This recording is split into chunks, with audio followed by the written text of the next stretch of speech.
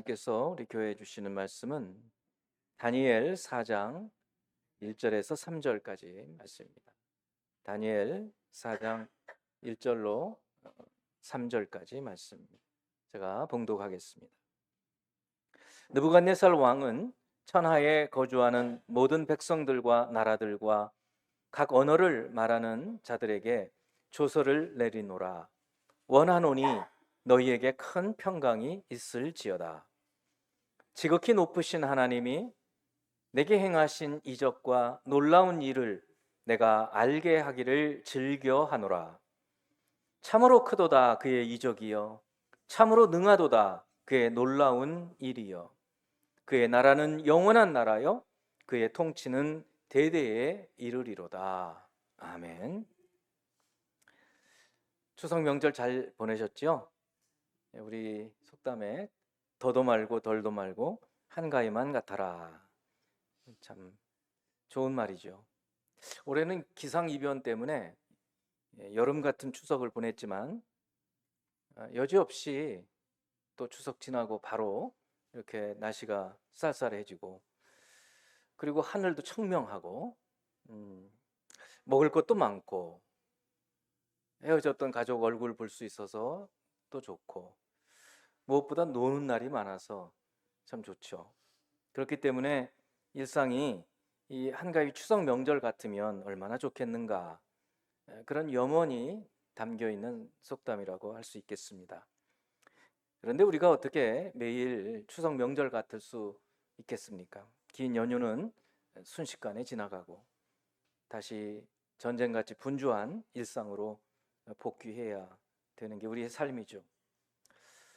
이렇게 이제 풍족하고 또 평안하고 안락한 그런 삶이 계속되기를 바랐던 것은 우리 일반인들만 그랬던 것 같지는 않고, 죽을 때까지 최고의 권력을 누렸던 그런 권력자들도 마찬가지였던 것 같습니다. 오늘은 저희들이 이 바벨론이라고 하는 나라, 그 나라의 가장 강대했던 때 느부갓네살 왕이라는 왕이 그가 다스리는 전국에 내린 공문서를 읽습니다. 성경 속에서 이방의 왕이 내린 공문서가 성경 말씀이 되다니 참 이상하다. 하지만 하나님은 그 이방의 왕이 내린 공문서를 성경으로 인정하시고 그것을 통해서 우리에게 주시는 메시지가 있어요. 그래서 우리는 거기에 초점을 맞추어서 이 말씀들을 통해서 하나님은 무엇을 우리에게 말씀해 주시는가, 그것을 듣고 또 그 말씀을 새겨서 사는 저희들이 되어야 할 것입니다. 먼저 오늘 느부갓네살이 어떤 사람인가 하는 것을 조금만 알고 있지만 그래도 한번 쭉 살펴볼 필요가 있습니다. 느부갓네살, 부르기도 어려운 이름이에요. 그렇지만 이 왕은 하나님께서 보시기에 지금까지 인류 역사에 존재했던 나라들 가운데 가장 강대했던 나라, 그것도 그 영광이 가장 화려한 왕으로 보시는 거예요. 성경에서 보면 그렇게 평가를 하나님께서 하십니다. 그는 주전 605년에 바벨론 제국의 왕이 되고 주전 562년 사망할 때까지 무려 43년을 통치했습니다. 4년도 아니고 10년도 아니고 43년. 굉장하죠. 그리고 최강대국이에요. 근데 그가 왕이 된 지 34년째 되던 주전 571년경에 이 사람한테 큰 병이 들어서, 일종의 정신병이라고 생각이 드는데, 왕궁 밖에서 7년을 생활하다가 7년 후에 다시 왕위에 복귀하게 됩니다. 병에서 치유가 되고, 그리고 1년쯤 통치하다가 사망을 해요. 그리고 오늘 이 조서는 그 마지막 1년 병에서 치료받고 왕위에 올랐던 그 1년 그 기간 어느 때에 내린 그의 나라 전국에 공문서를 보낸 이렇게 방을 붙이지 않습니까? 그런 내용인 것이에요. 1절을 보면 느부갓네살 왕은 천하에 거주하는 모든 백성들과 나라들과 각 언어를 말하는 자들에게 조서를 내리노라. 원하노니 너희에게 큰 평강이 있을지어다. 여러분, 느부갓네살 그러면 이제 기억나는 게 유대를 무너뜨리고 유다 사람들을 포로로 끌고 간 왕, 성전도 무너뜨린 왕, 그리고 그 꿈을 꾸었는데 굉장히 큰 신상 같은 모습에 금으로 된 머리, 은으로 된 가슴, 동으로 된 배, 철로 된 다리, 그리고 철과 진흙이 섞여 있는 발, 이런 꿈을 꾸고 자기가 꾼 꿈도 알려주지 않은 채로 사람들한테 꿈의 해석을, 꿈도 맞추고 꿈도 해석하라고 했던 그런 왕으로 여러분 아실 거예요. 맞습니다. 그 왕이에요. 그 왕이 여러분 잘 아시다시피 이제 다니엘을 통해서 꿈도 알아맞추고 꿈의 해석도 해서 너무나 놀라우니까 느부갓네살 왕이 다니엘을 고관으로 높여 세워주고 그리고 선물도 많이 주고 했던 것을 아실 거예요. 그 일이 있고 난 다음에, 그 꿈의 해석이 있고 난 다음에 다니엘이 그 이스라엘의 포로로 온 사람이라는 것을 알고 그 다니엘이 또 그 꿈을 해석할 때 왕이시여, 내가 이 꿈을 해석하는 거는 내가 알아서 그렇게 하는 것이 아니라 하나님께서 알려주셔서 이렇게 꿈도 알려드리고 꿈도 해석하는 겁니다 하고 얘기를 했기 때문에 꿈의 해석을 들은 다음에 이 느부갓네살 왕이 그 다니엘의 하나님을 높입니다. 그게 2장 47절에 있어요. 왕이 대답하여 다니엘에게 이르되 너희의 하나님은 참으로 모든 신들의 신이시요 모든 왕의 주제시로다. 이렇게 고백을 하는 거예요. 그러니까 모든 신들 중에 뛰어나다. 너희 신이. 지금 자기네 나라 바벨론이 섬기는 신이 있어요. 마르둑이라고 신이 있습니다. 그런데도 불구하고 이런 일은 우리 신은 못해. 이렇게 생각을 하는 거죠. 그리고는 무슨 이유가 있어서 무슨 일이 있어서 그런지는 잘 알 수 없지만 이 꿈을 꾸고 나서 얼마 지나지 않아서 그 꿈에서 보았던 것과 비슷하게 큰 신상을 세우게 합니다. 높이가 한 15m 정도 되고 옆에 폭이 한 3m 정도 되는 어마어마하게 큰 신상을 세우고 모든 사람들이 그 앞에서 엎드려서 절을 하도록, 경배하도록 명령을 내리죠. 그리고 아시는 분도 계시지만 다니엘의 세 친구가 있었는데 그 세 친구들이 신상에 절을 하지 않으니까 그 친구들을 활 타는 용광로 속에 그냥 집어넣어서 태워버리려고 했던, 그걸 집어넣어 버렸던 그것을 여러분 또 아실 거예요.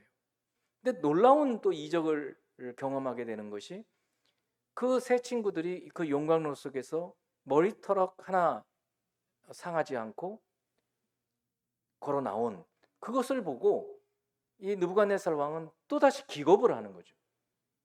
그래서 그 세 친구들이 왕이 우리를 죽인다 하더라도 우리는 그 신상에 경배하지 않겠습니다. 하나님께서 도와주시겠지만 혹시 그렇지 아니한다 하더라도 그렇게 하지 않을지라도 이렇게 했던 그 말을 여러분들도 잘 아실 거예요. 중요한 것은 그 놀라운 것을 보고 또 이 느부갓네살 왕이 이적을 경험한 다음에 조서를 내리는 거예요. 그게 3장 28절에서 29절 말씀이에요. 느부갓네살이 말하여 이르되 사드락과 메삭과 아벳느고의 하나님을 찬송할지로다. 아까는 하나님을 인정하는 정도였는데 이번에는 그 하나님을 찬양한다고 얘기해요. 그가 그의 천사를 보내사 자기를 의뢰하고 그들의 몸을 바쳐 왕의 명령을 거역하고 그 하나님 밖에는 다른 신을 섬기지 아니하며 그에게 절하지 아니한 종들을 구원하셨도다. 그러니까 그 이스라엘의 하나님이 저 다니엘의 세 친구들을 구원해 냈다고 그 하나님의 구원하심을 말하고 있어요. 그러므로 내가 이제 조서를 내리노니, 조서를 내리는 거예요. 첫 번째 조서. 각 백성과 각 나라와 각 언어를 말하는 자가 모두 사드락과 메삭과 아벳느고의 하나님께 경솔히 말하거든 그 몸을 쪼개고 그 하나님을 함부로 말하면 죽여라, 그런 얘기죠. 그 집을 거름토로 삼을지니 이는 이같이 사람을 구원할 다른 신이 없음이니라 하더라. 이렇게 조서를 써서 그 이스라엘의 하나님 이름을 함부로 말하지 말아라. 이 하나님을 정말 찬송할 만한 그런 하나님이다 하고 이제 느부갓네살 왕이 두 번째 이적을 체험한 다음에 조서를 내렸던 것이에요. 그리고 오늘 4장 1절에서 3절이 오늘 본문이고 4절부터 시작해서 이제 쭉 마지막까지 이어지고 있는 느부갓네살 왕 자신이 말하는 내용이에요. 조서에서 쓴 내용. 두 번째 꿈을 꾸는 거예요. 두 번째 꿈. 첫 번째는 그 신상, 금머리, 은가슴, 그 신상 꿈을 꿨는데 이번에는 나무 꿈을 꾸는 거예요. 나무. 어마어마하게 큰 나무가 이 땅의 중앙에 서 있어요. 그래서 그 끝이 하늘에 닿아요. 가지가 쫙 펼쳐져 있어요. 그리고 그 가지 그늘에 짐승들이 쉬고 열매들이 맺혀서 사람들에게 과실을 주는 거예요. 그런 꿈을 꾸는 거예요. 그런데 하늘에서 한 순찰자, 페트롤, 순찰자가 내려오더니 나무 가지를 다 베고 잎사귀를 다 털어버리고 이 열매를 다 그냥 망가뜨리고 짐승과 새들을 떠나게 만들고 그리고 나서 느부갓네살의 마음을 변하게 만들어서 짐승같이 되게 하는 거예요. 갑자기 이 정신이 이상해진 거죠.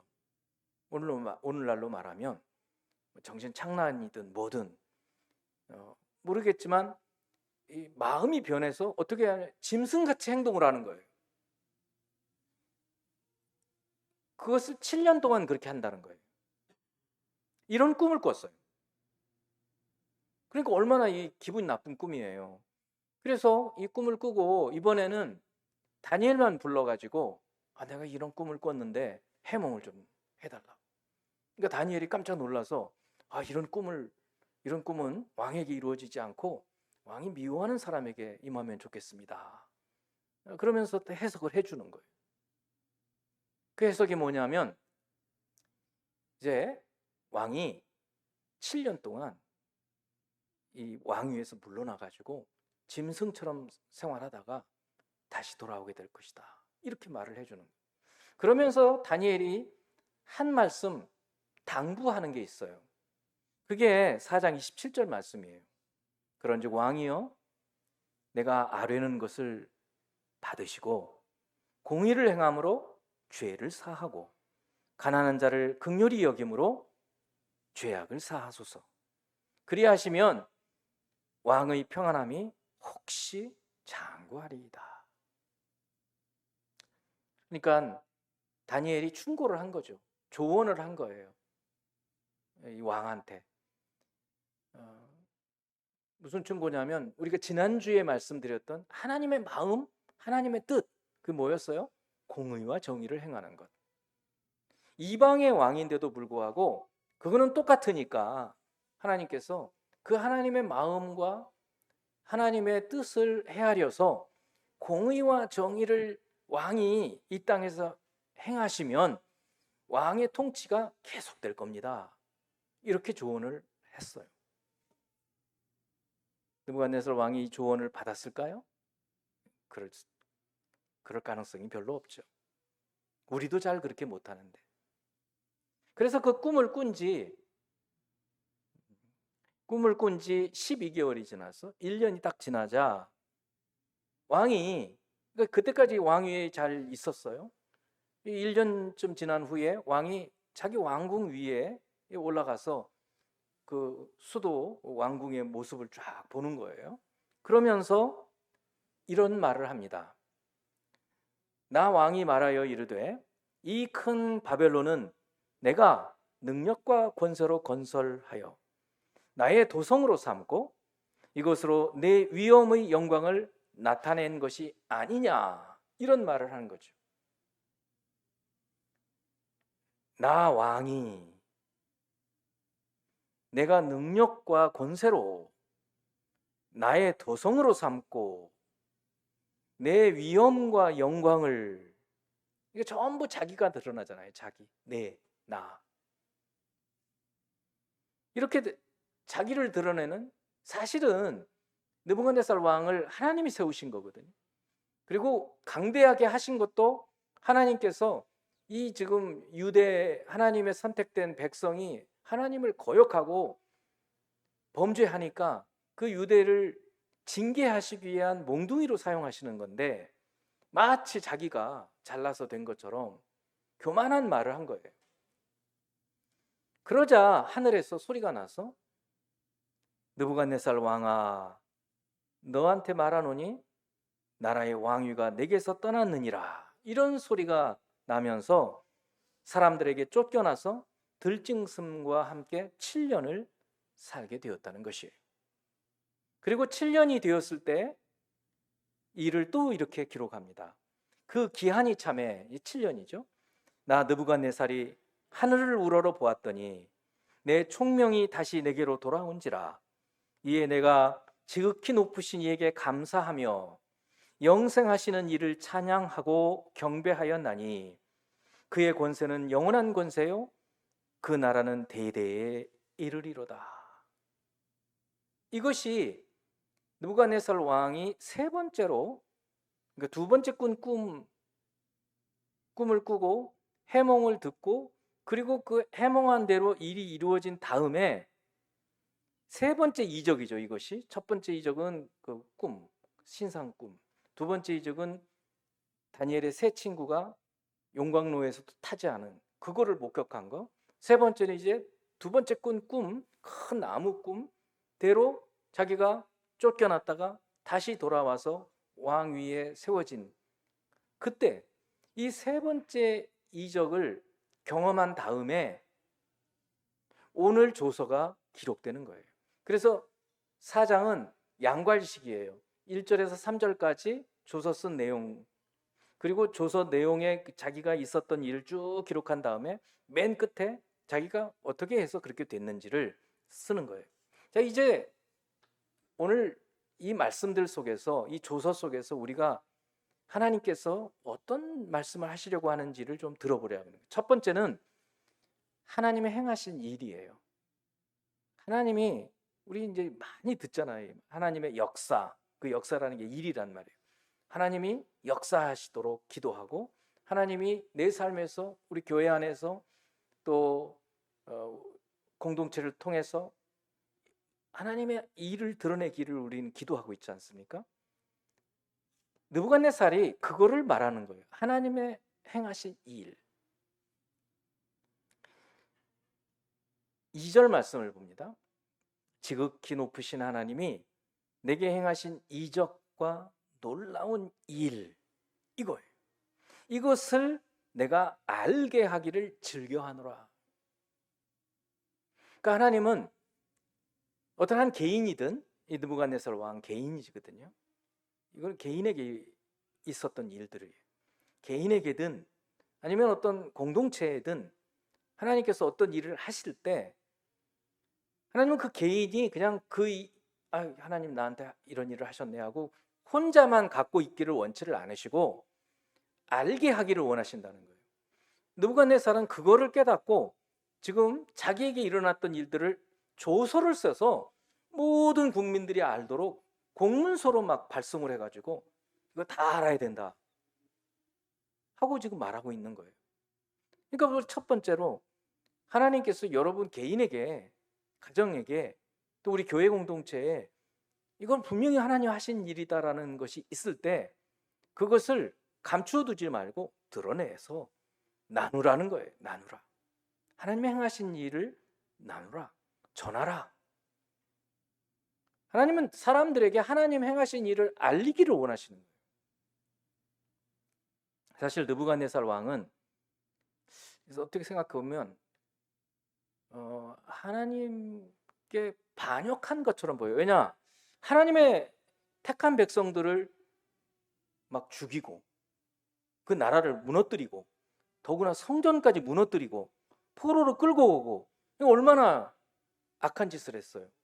그럼에도 불구하고 이 느부갓네살 왕이 자기가 그 하나님을 경험하고는 하나님의 행하신 일을 기록을 해서 사람들한테 알리는 거예요.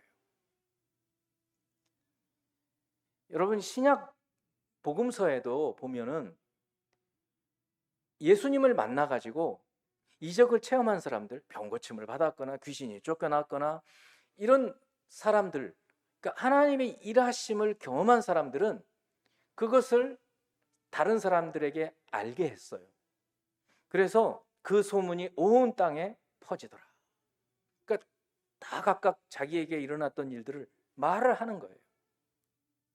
그러니까 소문이 퍼졌어요. 자기를 드러내는 게 아니에요. 여러분이 예수 믿기 시작하면 자기는 죽고 예수님이 드러나야 돼요.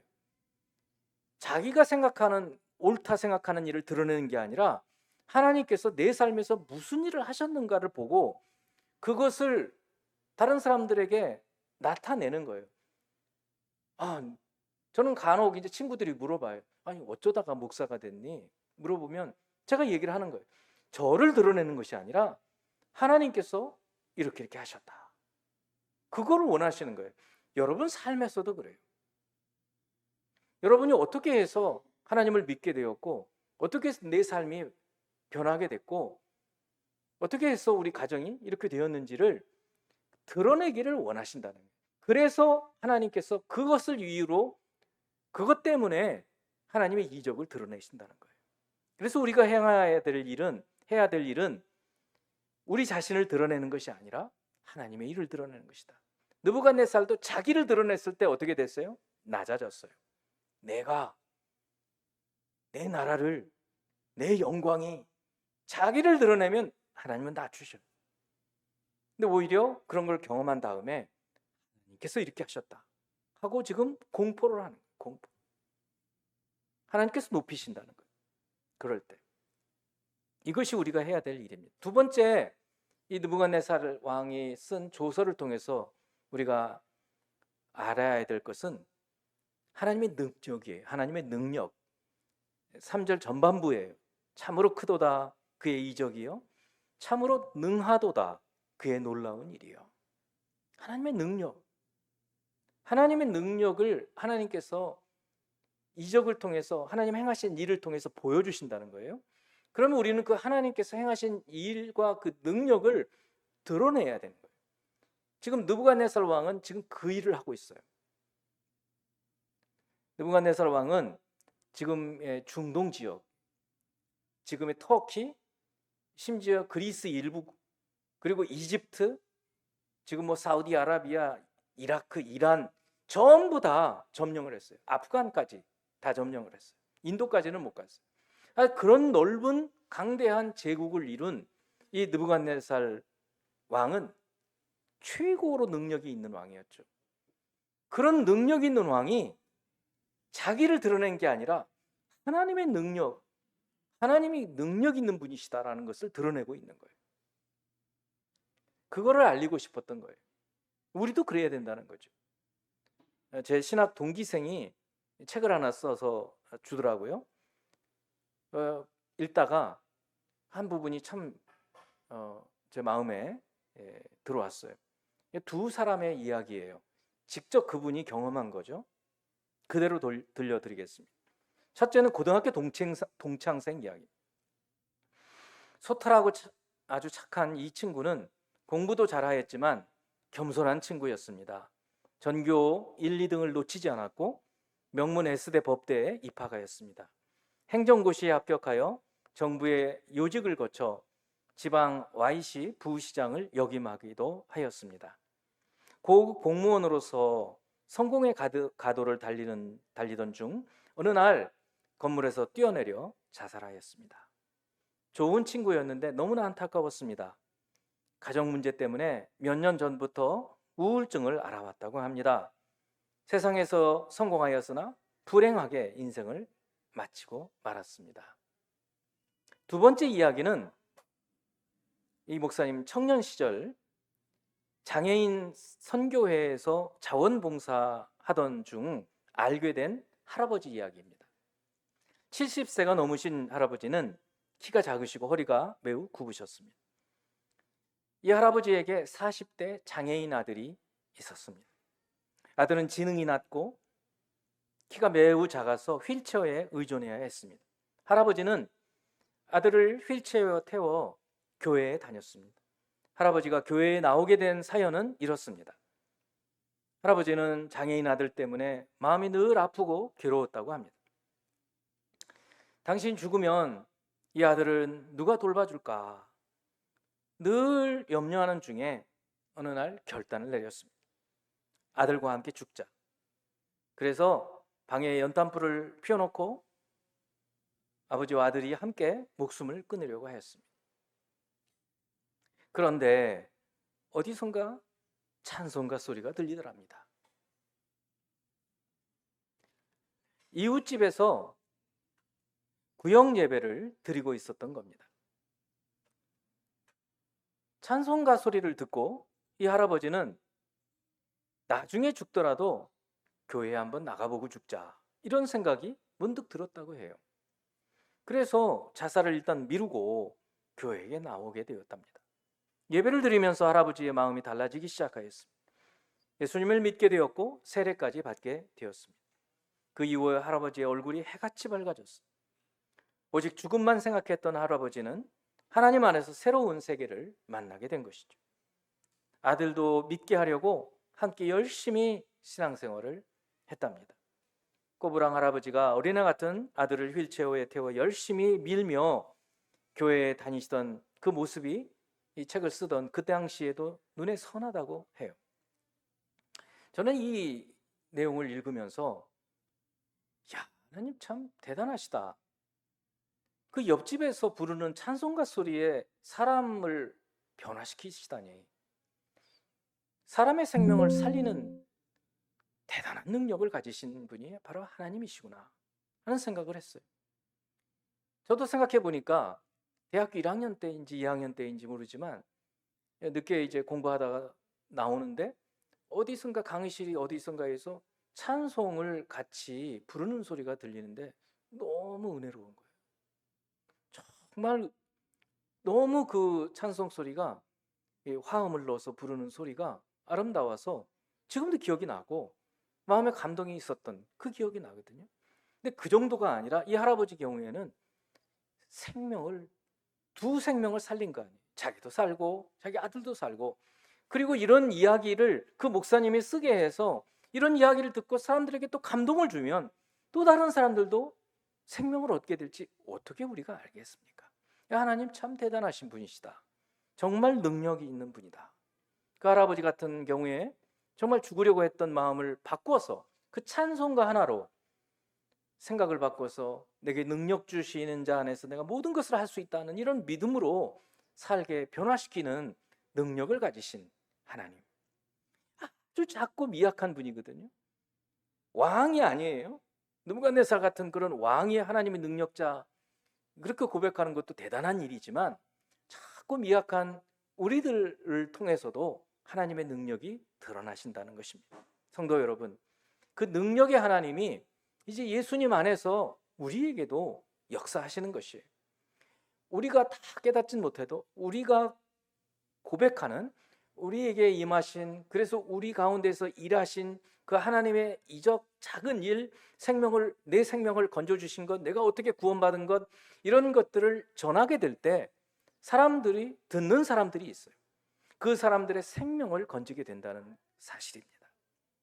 여러분의 삶에서 이런 하나님의 능력이 나타나기를 축원합니다. 세 번째는 이 느부갓네살 왕이 하나님 나라에 대해서 얘기합니다. 하나님 나라의 영원함에 대해서 말을 해요. 3절 후반부예요. 그의 나라는 영원한 나라요 그의 통치는 대대에 이르리로다. 참 놀랍지 않습니까? 아니, 당대 지금까지 인류 역사에서 가장 강대한 나라 43년이나 통치했던 그 왕이 어떻게 하나님 나라를 생각하게 되었지? 그것은 그에게 임했던 세 가지의 하나님의 이적들이죠. 신상을 해석한 부분, 그리고 용광로에 집어 던졌는데 하나도 손상치 않고 하나님을 믿는 믿음으로 저들이 이렇게 놀라운 이적을 경험한 것, 그리고 자기가 꾸었던 두 번째 꿈, 큰 나무, 그 꿈과 같이 그 꿈의 해석처럼 7년 후에 다시 자기가 왕이 되고 그런 것들을 기록하면서 이 느부갓네살 왕은 자기가 통치하는 이 나라를 넘어서 하나님 나라가 실존한다는 사실을 깨닫게 된 거죠. 그리고 그 하나님이 그 하나님 나라를 통치하시는 진정한 왕이라는 사실을 깨닫게 된 거죠. 그리고 그 왕은 자기처럼 이제 곧 죽는 것이 아니라 이제 1년도 남지 않고 이 사람이 죽잖아요. 그런 것이 아니라 영원히 대대에 이 나라를 통치하시는 분이라는 것을 깨닫고 그거를 조서를 써서 공문서를 만들어서 사람들에게 알렸다. 놀라운 사실. 성도 여러분, 이제 예수 그리스도를 통해서 여러분 안에 하나님 나라가 임하심을 믿습니까? 이 세상 나라를 넘어서서 하나님 나라가 실존한다는 사실을 믿습니까? 회개하고 복음을 믿음으로 이 하나님 나라에 들어갈 수 있음도 믿으시나요? 어린아이처럼 전적으로 하나님을 신뢰하고 하나님을 따라 순종하고, 어린아이 같지 않으면 하나님 나라에 들어갈 수 없다고 했잖아요. 그 어린아이와 같은 전적으로 하나님을 신뢰하면서 하나님 나라에 들어갈 수 있음도 믿으시지요? 뿐만 아닙니다. 하나님 나라를 위해서 그 하나님 나라, 집이나 아내나 형제나 부모나 자녀를 버린 자는 현세의 여러 배를 받고 내세의 영생을 받지 못할 자가 없음을 믿습니까?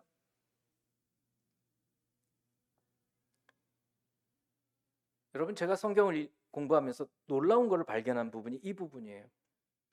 하나님 나라를 위하여 집과 형제와 아내와 부모와 자녀를 버린 것이 아니라 이나 집이나 아내나 형제나 부모나 자녀를 버린 자는, 그러니까 그 중에 하나를 버려도 돼요.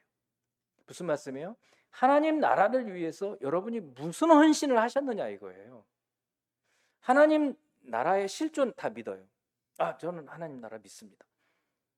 여기 있다 저기 있다가 아니고 주님이 함께 하시면 그것이 하나님 나라입니다. 하나님의 통치를 받는 것이, 예수님을 주님으로 삼고 주님이 말씀하시는 대로 살아가는 그것이 바로 하나님 나라입니다. 다 좋아요. 근데 그 하나님 나라를 위해서 여러분이 무슨 헌신을 하셨느냐. 만일에 하셨다면, 그렇게 하신다면 주님이 뭐라고 말씀해 주시느냐. 현세에 여러 배를 받는다는 거예요. 현세에. 또 내세에 영생을 받지 못할 자가 없다는 거예요. 그러니까 하나님 나라를 믿지 않고 하나님 나라를 위해서 뭘 버리는, 어떻게 그렇게 할 수 있겠어요? 그러니까 하나님 나라를 위해서 헌신하는 거예요. 그런 삶을 주님께서 말씀해 주고 계시는 것이에요. 이 세상의 나라는 흥하기도 하고 망하기도 해요. 지금 우리가 살고 있는 이 시대에 어떤 나라가 가장 강대한 국가, GDP가 가장 많은 나라, 우리 가끔씩 그런 얘기들을 하잖아요. 이런 나라들이 있어요. 그리고 어느 통치자, 어느 왕이 있고 또 어느 독재자도 있고 뭐 그렇잖아요. 대통령도 있고. 우리들이 지금 이 현세에서 알 수 있는 사람들은 그런 사람들이에요. 근데 하나님은 이 성경을 통해서 이 세상에 가장 강대했던 나라, 가장 강대했던 왕이 해주고 있는 말을 우리에게 들으라는 거예요. 하나님의 일하심을 보고, 하나님의 능력을 보고, 그리고 그것을 넘어서서 하나님의 나라를 이 왕이 고백하고, 그 하나님 통치를 세세 영영이 영원토록 계속되는 이 하나님 나라의 통치를 말해주고 있다는 사실을 우리로 기억하면서, 이제 이 땅에 살고 있지만 이 세상을 넘어서서 하나님 나라의 실존, 그 하나님 나라가 이미 우리 가운데에서 시작이 되고 영원토록 이제는 그 주님의 통치를 받아 살아가게 될 것을 굳게 믿고 조금 어려워도 인내하면서 사는 저와 여러분이 되기를 주님의 이름으로 축원하는 것입니다. 이 하나님 나라에서 복되게 사는 저희들이 되기를 주님의 이름으로 축원합니다.